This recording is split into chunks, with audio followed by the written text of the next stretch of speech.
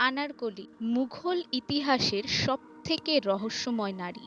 মুঘল সম্রাট আকবরের একমাত্র পুত্র সেলিমের সেই বিখ্যাত প্রেমিকা যাকে জীবন্ত গেঁথে দেওয়া হয়েছিল দেওয়ালে।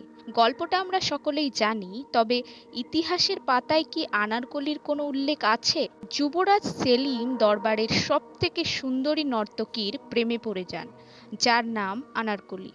কিন্তু সম্রাট তাদের এই সম্পর্ক মেনে নেন না। জীবন্ত দেওয়ালে গেঁথে দেওয়ার আদেশ দেওয়া হয়। তবে গল্প কথায় আনারকলিকে পাওয়া গেলেও ঐতিহাসিক দলিলে কিন্তু আনারকলির কোনো স্পষ্ট উল্লেখ নেই। রাজদরবারের ঐতিহ্য ক্ষুণ্ণ হবে বলে তাকে কি ইতিহাস থেকে মুছে দেওয়া হয়, নাকি সময়ের সাথে সাথে কল্পনা মিশে গিয়ে তৈরি হয়েছে এক অতিরঞ্জিত গল্প? সবই এখন ইতিহাসের পাতায় লুকোনো এক রহস্য। এরকম গল্প শোনার জন্য সাবস্ক্রাইব